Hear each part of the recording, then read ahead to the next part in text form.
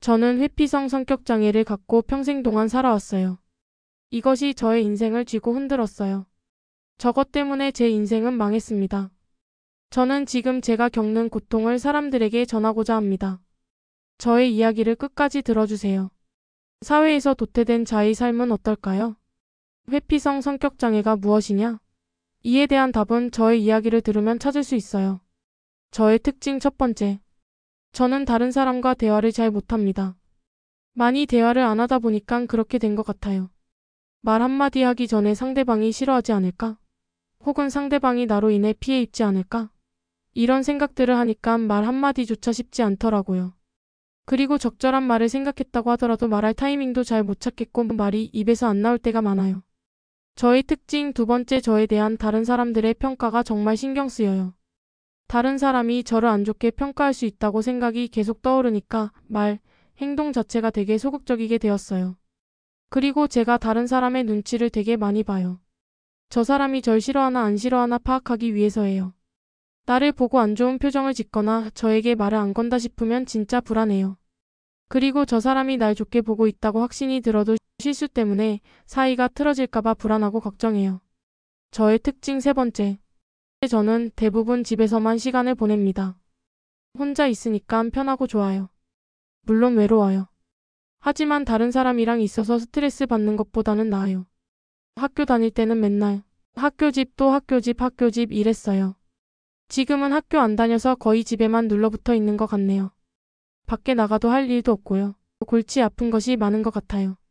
걸어 다니면 다른 사람의 시선이 느껴져요.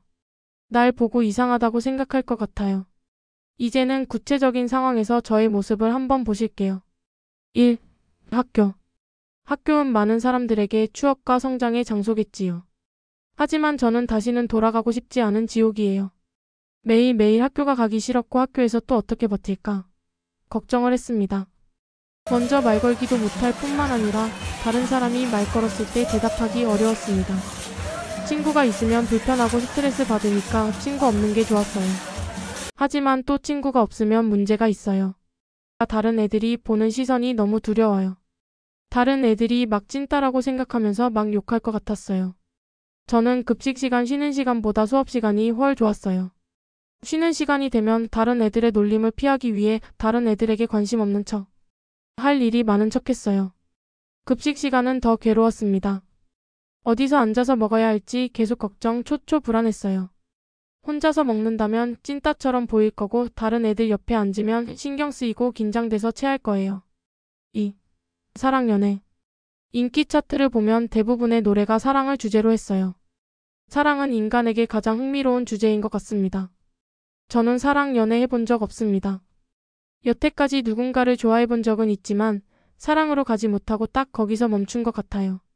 누군가를 좋아해도 다가갈 수 없으니까 답이 없는 거죠. 제가 빼어난 외모를 갖춘 것도 아니어서 다가오는 사람도 없었고요.